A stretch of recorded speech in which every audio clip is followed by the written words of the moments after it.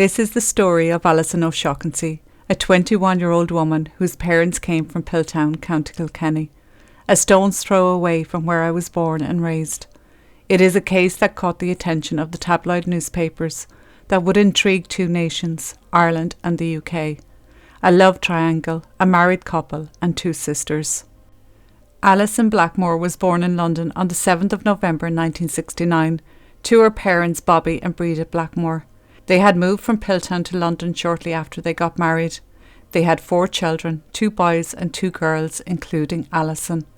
They socialised with the Irish community in London and also kept a close connection with family back home in Ireland. They would go to Ireland 3 to 4 times a year, and on summer holidays they would stay there for the whole summer. Robert, Alison's brother, would say it was their happiest times, getting to spend it with their cousins and friends. This would be the routine, even when they got older and became teenagers. By 1986, things were progressing in Alison's life. She would get a job at Barclays Bank at the age of 16 as a clerk there, and she would also meet a man, John O'Shaughnessy, who was Irish. John was 26, born in Dublin and raised in County Roscommon. He had recently moved from Ireland to London and started working as a porter at the Churchill Clinic in Lambeth, a private hospital in South London. This job also provided accommodation, and he moved up the ranks quickly and became a purchasing manager at the clinic. After he arrived and settled in London, he would meet Alison in a pub on a night out, and their relationship blossomed from there. Alison was smitten straight away, and John seemed to be as equally enamoured with Alison. Alison's mother would later admit that she thought they were nearly too together, too intense and too enclosed, that she was only 16 when they met and he was her first real boyfriend. But Alison didn't care. She was in love, and her mother and father, at the same time, couldn't say they didn't like him. They would say he was the perfect gentleman and was always very good to Alison. When Alison turned 19, she and John got engaged in the spring of 1989. Breda relayed to her of her doubts, not because of John, but because, again, Alison had not really been out with anyone else. Breda asked her, "Are you sure he's the one?" Alison's answer was yes, she was sure. She did not want to meet anyone else. As soon as the engagement was announced, Alison started the planning. The first port of call was to organise where they were to be married, and it had to be Ireland, and it had to be no other place but Piltown in County Kilkenny, in the church where she made her first Holy Communion. Alison didn't have to do it alone. John was definitely not an absent groom when it came to the planning. He was so involved and seemed to be looking forward to the wedding as much as Alison. On the 23rd of June 1990, the big day arrived. As Alison's mother was helping her put on her dress, they noticed a tear in the bodice, but she didn't care. Nothing could ruin her big day. She was finally marrying the man she loved. Friends from both their work in London were invited to the wedding, as were their family and close friends. The day went off without a hitch. From the outside, they were the perfect, loved-up couple, but one of them harboured a secret, and it would soon come to light in the most devastating way. After the wedding, the happy couple settled into John's live-in accommodation at the clinic until they could afford their own place. In January 1991, they finally moved to Vardens Road in Battersea, south-west London. It was a house of 3 floors over basement and had previously belonged to John's aunt. This was just a stepping stone until they could afford to move back to Ireland and start a family. Alison's mother, Breda, would say they wanted to move back to Ireland so their children would have Irish accents. Alison was so keen to start a family that she even spoke with her manager about the new maternity leave scheme. She wanted to waste no time in putting her future into motion. On Monday the 3rd of June 1991, Alison finished work as usual at 5 p.m. and made her way home to Varden Road. She took a bus to Waterloo Station. Here she caught the train to Clapham Junction, and from there she began a 10-minute walk home to her house, and arrived at approximately 5:37 p.m. Later that evening, John left work and arrived home at around 8:30 p.m. His work colleague and friend Michelle Taylor gave him a lift in her car. When they arrived and entered the flat, They were confronted with a horrific sight. There at the top of the stairs was poor Alison, lying in a pool of blood. She was dead. Immediately the police were called and a full-scale investigation began. A pathologist was called and he stated that Alison was lying face down, with one arm over her head. He could see stab wounds on her hands and legs, and it would come out later that she had suffered 54 stab wounds in total, 3 wounds being fatal, while the other wounds were not deep and deemed unnecessary and futile, which led the pathologist to say they were inflicted by the perpetrator through rage and strong emotions that were bottled up for a long time. Officers conducted door-to-door inquiries to ask if any of the neighbours had seen or heard anything. The detective in charge said that Alison had endured a ferocious attack with a knife that was believed to be at least 5 inches in length. There was no forced entry to the house and nothing seemed to be missing. Also, Alison was fully clothed and there was no signs of a sexual assault. John was cleared straight away as he had found Alison after coming straight from work, and he was clearly distraught and in shock, barely able to pull a sentence together. The police believed that Alison had been surprised by her attacker, who had somehow managed to gain entry into the house. Her keys to her front door were beside her body, as well as posts that she obviously had time to pick up from the floor inside the main door before she went upstairs, where she was set upon and attacked. It was also clear that Alison put up a tremendous fight, and it was likely that she had left marks on her assailant. Alison was well liked in work and she had a small circle of friends, and they all could not understand why she was attacked. The police concluded that she must have been attacked by a stranger, who either followed her home, lay in wait outside the house, or had already been inside it. A reconstruction was put together of Alison's last 30 minutes of her life, in the hopes of jogging people's memories.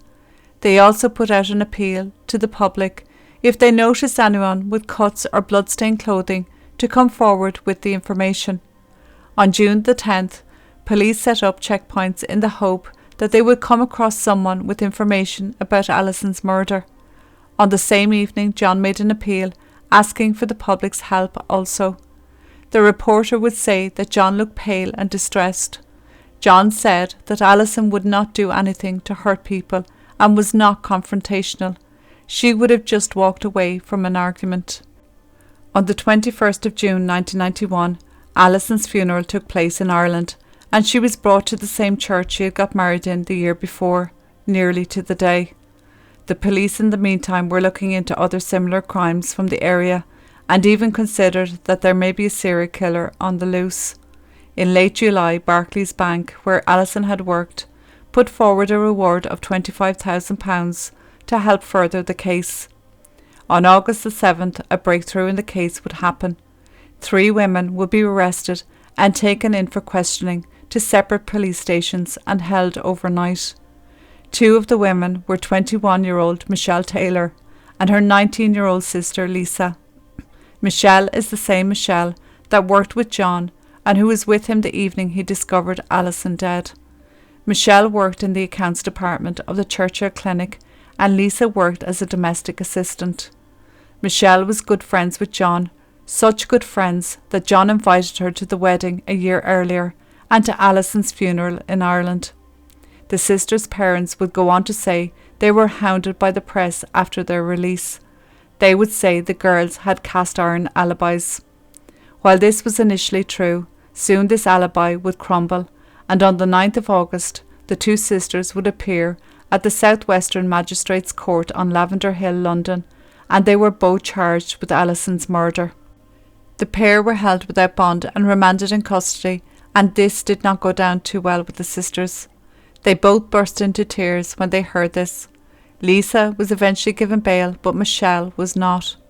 By the time the criminal trial began at the Old Bailey on the 6th of July 1992, a trial by media had well and truly begun already for the 2 sisters, especially for Michelle. It was realised by the media that Michelle had a motive to kill Alison, and the public wanted to see her go down for the murder. The public gallery was full to the brim. The prosecution began by stating that Michelle was having an affair with John since 1989, and John was quoted as saying that his affair in no way affected his marriage. He stated that the affair started not long after he got engaged to Alison, and that Michelle lived in the same staff quarters of the hospital they both worked in. It was said that Alison was a bit annoyed with the friendship John had with Michelle. Alison would tell her cousin that it was irrelevant how she felt about Michelle, but she respected that Michelle was a work colleague of John, but that she strongly disliked Michelle at the same time. The prosecution would say poor Alison had been a bit naive and immature, and hadn't realised that the two were having an affair, nor would she have realised the depth of Michelle's feelings for John. I personally think Alison did know. A woman's gut feeling is never wrong, but I think her love for John outweighed everything, and maybe she thought if she could get John to Ireland, everything would be fine.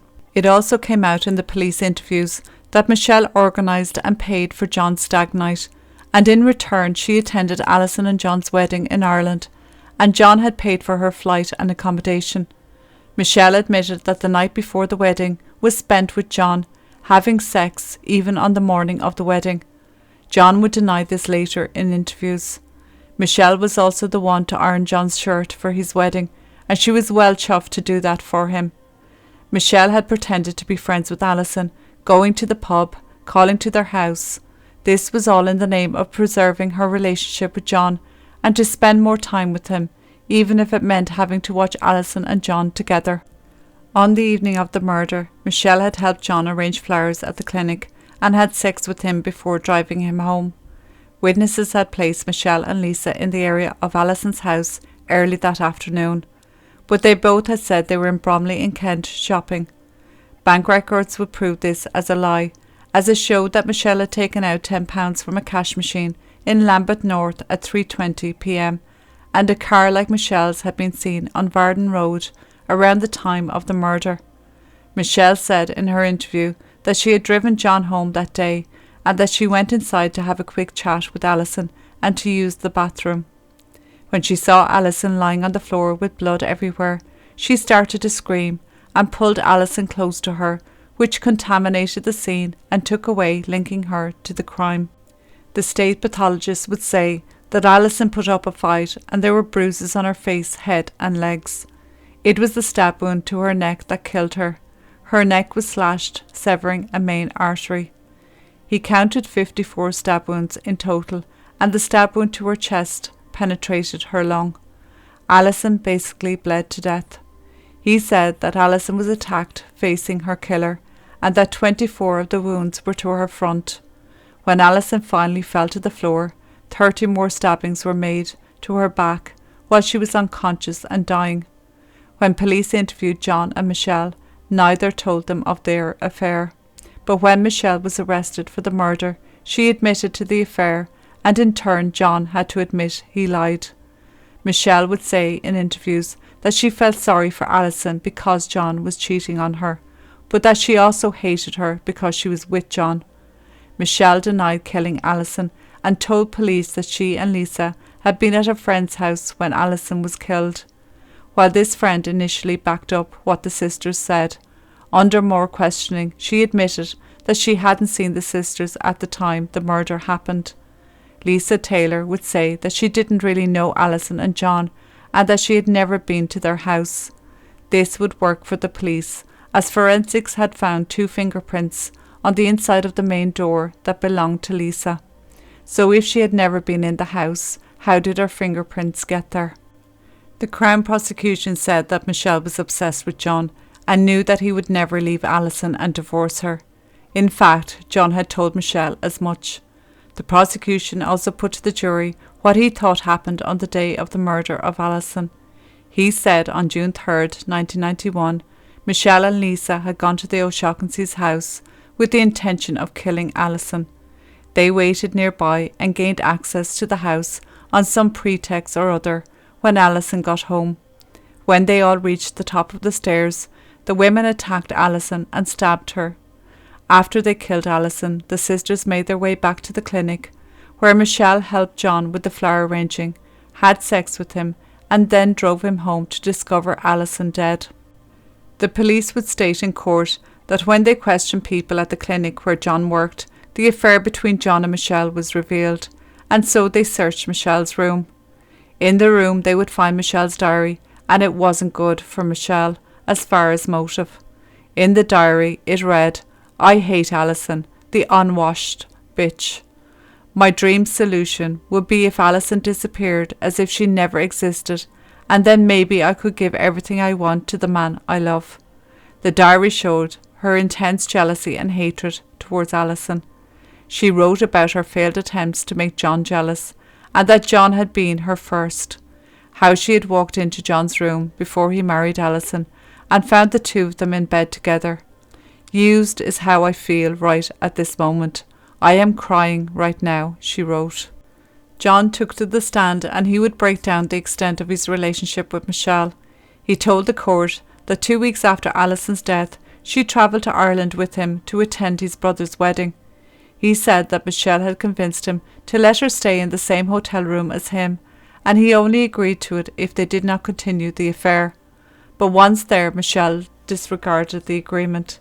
John would say that in the beginning, when he met Michelle first, he saw her as a good friend, always offering to help with things, and he showed her nothing beyond a good friendship. He did not have strong feelings for her, but he said he could have told her different when he had a few drinks in him. He said, quote, "Alison I loved." He told the court that he told Michelle he did not intend their relationship to be long-term. He said he just wanted to be friends with benefits. He said they had sex twice a month, and that when he told her it was over, she was angry at first, but then agreed. On the evening of the 3rd of June, he received a phone call from Michelle. She had told him that she would be late, and could he go to Waterloo Station and pick up the flowers for the clinic. He did this, and when he got back, Michelle was there. He said he took the lift from Michelle, and when they arrived at the house, the front door was unlocked. He said he entered the house, and after mounting the flight of stairs and turning the corner, he found Alison dead on the floor.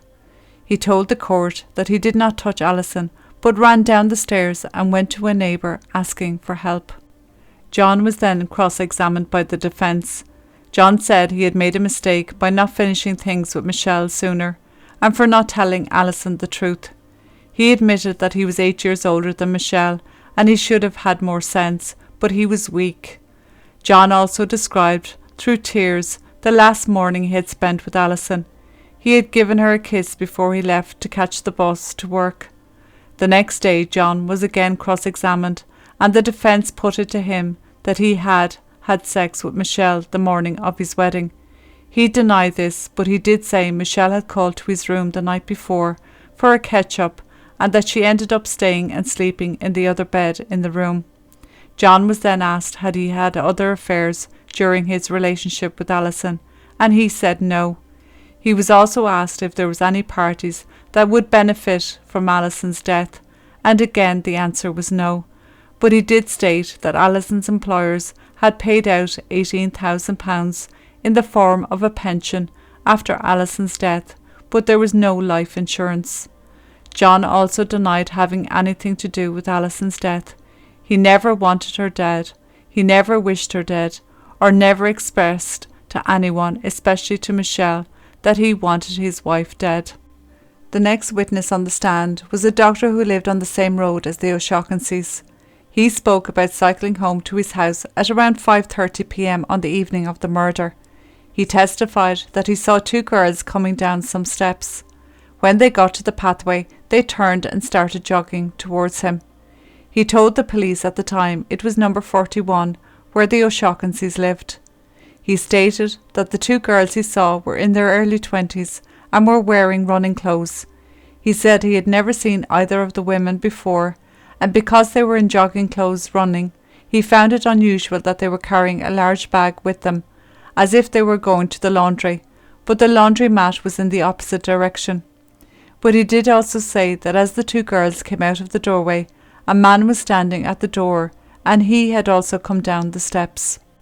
When it came to Michelle and Lisa's alibi, the detective on the stand explained how Michelle had relayed in detail her and her sister's movements on the day Alison was killed. Her friend Jeanette Tapp, the third woman that had been brought in for questioning at the same time as the two sisters, had originally corroborated Michelle's story, but later admitted she lied. She told police that Michelle had approached her after hearing of Alison's death. She told her that her and Lisa had been waiting for her in her room since 5:15 p.m. Jeanette knew this was untrue, but Michelle had reassured her that they had nothing to do with Alison's death, and so took it as truth. Jeanette would go on to give 2 statements to that effect, that the girls had been with her. In court, when Jeanette was questioned, she admitted that she knew she had lied, but was scared to go to the police and tell them the truth. She said she was a ball of nerves and worried sick, but that Michelle was cool as a cucumber. When the 3 girls were arrested 2 months after Alison was killed, it was only then that Jeanette admitted she lied. She said that she had been at her mother's house and did not return to her room at the clinic until 7 p.m, and it was only then that she saw the 2 girls. She admitted going to the 2 girls' mother and expressing her fear of not telling the truth to the police, and she said that the girls' mother tried in vain to convince her she was with them at that time. After Michelle and Lisa heard that Jeanette had turned, they clammed up, and from then on, their only answers when questioned by police was no comment. When it came to forensics of the flat and Alison, a fingerprint expert told the court that he had examined the house on the 4th of June and found several fingerprints, 40 in total. 11 of those had been left unidentified. 3 prints that he found belonged to Michelle. These were found on the banister. A finger and thumb print belonging to Lisa was left on the inside of the front door. The expert also stated that these 2 fingerprints were left at the same time and within 48 to 72 hours of him being on the scene, as the powder he used stuck to the prints easily, which suggested they were fresh prints. Alison's sweatshirt was then presented to the court, and the forensic expert pointed out 44 cuts to the garment. No evidence of hairs or DNA belonging to the 2 girls were found at the scene, and shoes that were examined had no traces of blood on them. The defence for Michelle was next to speak to the court. He asked the jury what exactly they had heard that would deem Michelle guilty of the murder. He pointed out that no witness had identified her at the scene of the crime, and no forensics was found in the house. He also said that the woman that lived downstairs had seen Alison pass by her window between 6 and 6:30 p.m, and at that time Michelle was with John at the clinic. The defence then dissected the prosecution's evidence that Michelle was a jealous mistress, and that they had used Michelle's diary as evidence of this. The defence pointed out that an affair was not uncommon and scarcely a motive for murder. He told the jury not to take what Michelle wrote in her diary about Alison as literal and intent to kill. He also spoke of how the media has seized the opportunity to sensationalise the case by printing the contents of the diary and writing damning headlines and articles. The defence said that Michelle liked Alison, and even though she felt used by John and was in love with him, she never blackmailed him to leave her and never threatened to tell Alison of the affair. The defence said, quote, "Surely this would have been an easier solution, to tell Alison of the affair, to get what she wanted rather than kill her." Michelle took to the stand in her own defence. She told the jury of how the affair began. She began sleeping with John before he was engaged to Alison, and when she heard of the engagement, she broke things off with him. But she then changed her job within the clinic, and the 2 were forced to work more closely together, and so the relationship started up again. She then spoke about attending John and Alison's wedding in Ireland. She was to stay in a bed and breakfast, but then got a room in the hotel John was staying in. The night before the wedding, she attended a party, and afterwards John had called her and asked her to his room. She said that they slept together that night. When the wedding was over, she returned to London, and she stated that her feelings for John had changed. She said this was due to spending time with Alison and enjoying her company after she moved into John's rooms, so she was around more. She said that Alison had shown her letters that John had received from an ex-girlfriend from Ireland and ticket stubs for a movie that John went to see, and Alison had asked her if she was the one that went with John. Michelle had not. With all this new information, Michelle was realising that she, Alison, and other women were being used by John. He was not only having his cake and eating it, he was making his way through the buffet. When Michelle was asked about her diary entries, she said that she did not want Alison dead. It was not what she meant. If she ever got any feelings of hatred towards Alison, it was only for a day or two, and that she actually wanted to be friends with Alison, but felt she couldn't because of John. Michelle was then asked about her relationship in the months before Alison's death. She said it had cooled off quite a bit, and they only slept together occasionally when John instigated it. By the time Alison died, she saw her as a friend, and the affair was all but over by June of 1991. Michelle then proceeded to explain away Lisa's fingerprints on the inside of the door. She told the court that in May, John had asked her and Lisa to go around to the flat to clean the windows, as they had access to good cleaning materials because of Lisa's job as a cleaner. But when they went around to do them, Alison had said she'd do them herself. Michelle said they both went inside but didn't stay, and this is how Lisa's fingerprints were on the inside of the door. Michelle then explained away the withdrawing of money from the bank machine in Lambeth North on the day of the murder. She said she had gone to Bromley with Lisa shopping that day and arrived there at around 3:15 p.m. She said she left her bank card in her bag in Jeanette Tapp's room, and that Jeanette had used her card before with her permission. She assumed that the withdrawal from the bank machine had been made by Jeanette or another person. Michelle said they returned to their rooms at the clinic at around 5:20 p.m. that evening and watched TV, and then met up with John and drove him home.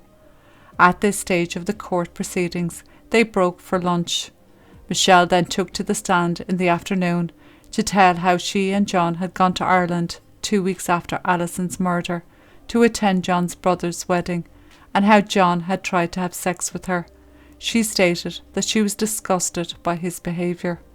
When Michelle was cross-examined by Lisa's defence, she was asked about how Lisa felt about John. She said that Lisa did not like him and didn't want her in a relationship with him.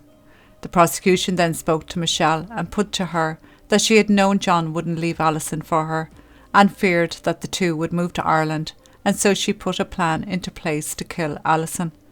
Michelle said, "My sister and I did not kill Alison." She said she lied to the police that Lisa was never in the O'Shaughnessy's home, as she wanted to distance Lisa from the investigation and Alison's home. The prosecution was the first to bring closing arguments on the 22nd of July 1992. He said Alison could have been only killed by someone she knew. There was no evidence that a stranger had killed her. Forensics showed that there was no break-in and no windows or doors forced, and no scuff marks on windowsills or downpipes. No evidence of an intruder whatsoever, or evidence of a sexual assault. He said Michelle was obsessed with John as seen in her diary. She was deeply emotional and wanted her rival out of the way. While Michelle said the affair was over by the time Alison was murdered, John had admitted that they were still sleeping together, and the plan to kill Alison was the last desperate act to have John all to herself. That now sitting here in court, Michelle was bitter after now realising the months and years she had wasted on this worthless waste of a human being, John. He acknowledged that there were certain discrepancies in the evidence when it came to witnesses, like the doctor who reported seeing two girls leaving a house with a man standing at the door, and as the doctor did not know the Taylor girls personally, he could not say it was them for definite. The defence for the Taylor sisters stated that it was frightening that the prosecution had so little evidence against the girls, but yet expected the jury to come back with a guilty verdict. They stated that the prosecution's case against Lisa was speculation, suspicion and guesswork with no hard evidence. They said the fingerprints evidence was beyond science when it came to determine how old they were. The expert admitted that determining the age of fingerprints was an art rather than a science. After closing arguments, the judge gave his instructions to the jury of 7 women and 5 men. When they returned with their verdict, Michelle stood straight, while her sister cried into folded arms. The verdict was read out. They were found guilty of the murder of Alison. The judge passed down a sentence of life in prison as the two girls wept. An appeal was lodged straight away. The two girls were brought to Holloway Prison to serve out their sentence. Michelle would later give an interview, and she told the press that they were allowed to share a cell and that Lisa cried every night since they were found guilty. Lisa was just 21 years of age and Michelle 22 when they were sent away. Alison's parents had asked John not to be in the court for the verdict, but he did join them afterwards outside the court. Breatha spoke to say they were happy with the verdict, but it didn't atone Alison's murder. John also made a statement to the media saying, quote, "Alison can now rest in peace, knowing that those two people have been sent to prison." John returned to live in Ireland and remarried, had 2 children, and is said to be living in Killarney in County Kerry. Breatha would go on to say, quote, "John is guilty by association. If he didn't have the affair with Michelle Taylor, Alison would be alive today." The police were happy with the verdict and felt they had done their job right. They would say that Michelle and Lisa were 2 evil young girls who callously killed Alison. One of the senior investigators, who spent a lot of time with John, was reported to have described him as, quote, "He is an arrogant, pompous little man who believes he is God's gift to women and still thinks he has done nothing wrong. With Michelle chasing him, he was on an ego trip and used her as a tool just to satisfy his lust." But this is not where this story ends. A year later, the boat went out and it sank. In other words, the appeal was launched and the Taylor sisters were back in court, and things would go seriously wrong for Alison's family along with the police investigating team. All their hard work would unravel. But not only that, before the appeal began, a group of journalists set out to prove the Taylor sisters had been the victims of a miscarriage of justice, and even how the newspapers reported the case would help in the appeal process. Included in the appeal evidence would be a submission showing how a certain photograph had been doctored to show John kissing Michelle on the lips outside the church after the wedding. A new witness was presented, putting the girls far from the scene of the murder at the time Alison was supposed to have been killed. The girls' appeal team were asking the judges to take into consideration the media coverage of the case and how the girls, especially Michelle, was depicted, and that it caused prejudice towards the defendants. It was the first time an appeals court was ever asked to consider this. As part of the appeal process, the police were told to hand over every piece of information they had belonging to the investigation. As the defence looked through all the files, an important piece of paper was discovered that was not submitted into evidence for the trial. The piece of paper was from a notebook which revealed that the doctor who had said he'd seen 2 girls leaving the house was inconsistent with the evidence at that trial. The police officer that had taken his statement had written in his notebook that the doctor had said he'd seen 2 girls walking up the road and that one of the girls may have been black. The next day, another officer had called to take an official statement, and the doctor had told him that he saw 2 girls running up the road and they were both white. There was a huge change in the doctor's story, and the first statement had not been admitted into evidence, but the second had, which helped in convicting the girls. It also revealed that when the doctor was first questioned, he said he saw nothing, but that only when the reward money was put forward did he remember seeing something, and it was revealed that he had tried to claim the reward money. The police superintendent was invited to the Old Bailey to come and explain to the appeal court why the statement wasn't submitted as evidence at the trial. The only explanation given was, quote, "It hadn't been written up as an official document on official paper and therefore couldn't be submitted." If these 2 statements had been submitted, it would have shown the doctor as an unsafe witness. The night before the appeal, the police paid a visit to Alison's parents and told them that the Taylor sisters were going to walk free the next day. On the day of the appeal, the media were camped outside the court, and inside the Taylor sisters' family and friends sat inside waiting in anticipation. The Crown prosecution stood up and straightway threw in the towel. They admitted they had no defence for the evidence not being entered in trial and basically apologised on behalf of the superintendent. The appeals court were as damning towards the newspapers as they were towards the police force. They described their reporting of the case as unremitting, extensive, sensational, inaccurate and misleading. Before the appeal verdict was announced, Bobby and Breatha Blackmore left the court and were back in their friend's house before the judges came back to give their ruling. As they sat down, the Taylor sisters were on the appeal court steps, free. After the appeal case, Alison's parents returned to Ireland for good, to begin a new life, whatever that is. They have never wavered from their belief that the sisters were responsible for Alison's death. Breatha would say, quote, "It is like being in a black hole. The appeals court might as well have said to them, 'This is the way it is, you might as well get on with your lives.'" Breatha would also say it was a second injustice done to Alison, and there is nothing they can do about it.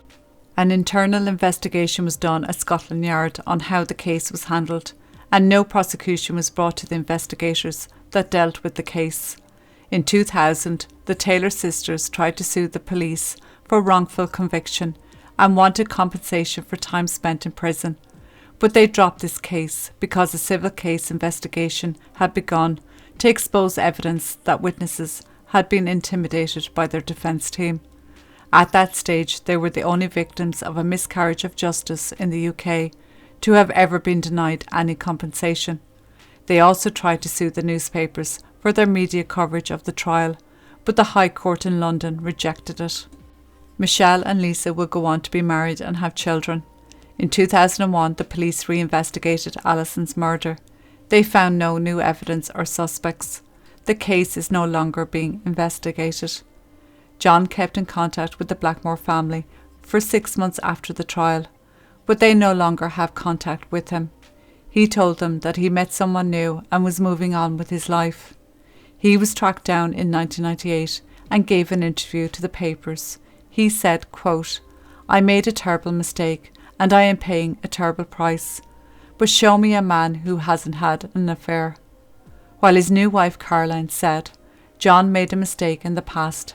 Show me anyone who doesn't have skeletons in the closet."